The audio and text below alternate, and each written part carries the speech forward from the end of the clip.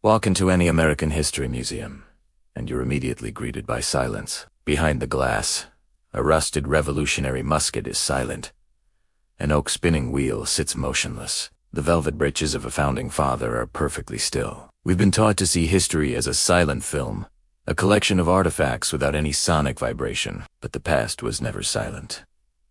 Colonial America was a cacophony. It was a world that was louder, roarer, and more distinct than our modern one. To truly understand the birth of a nation, we have to close our eyes and open our ears. We have to reconstruct the symphonies in silence. The soundscape of the 1700s didn't hum with the white noise of electricity. It pulsed with the rhythm of muscle and material. Imagine standing in a settlement in Pennsylvania or Massachusetts around 1750.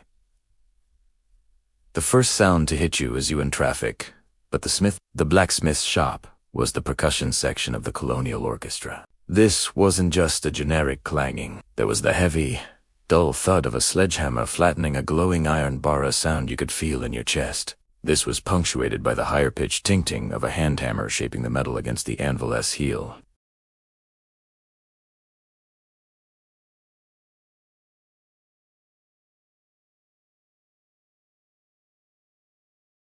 If you moved toward the river, you'd hear the gristmill. This was a low-frequency, relentless groan. The massive wooden water wheel, slick with moss and algae, turned with a wet, rhythmic slosh creak.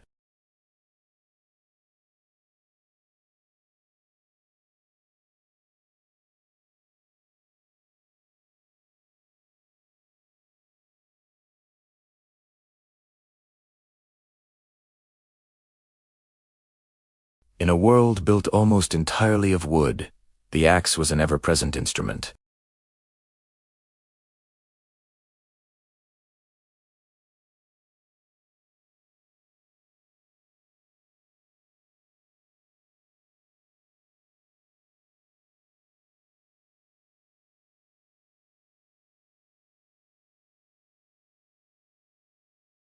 The dominant sound of the colonial home was the spinning wheel, a sound that's almost completely extinct today.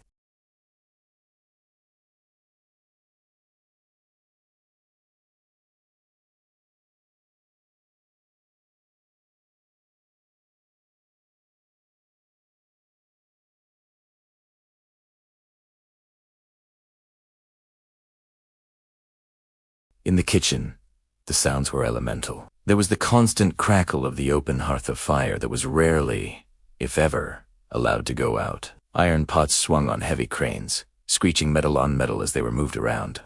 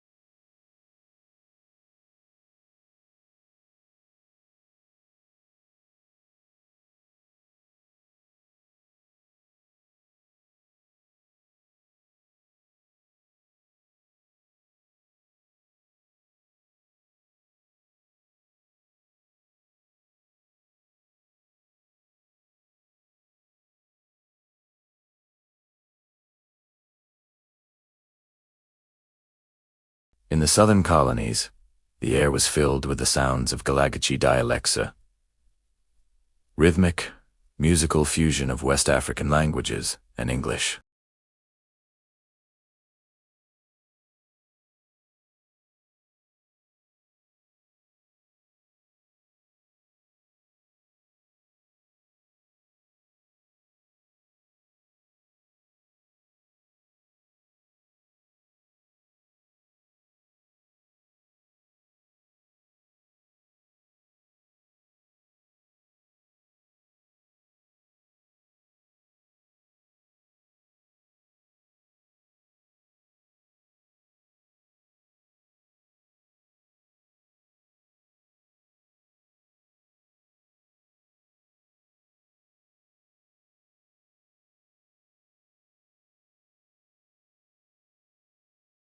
The terrifying screech of the eastern cougar was a reality for settlers on the frontier.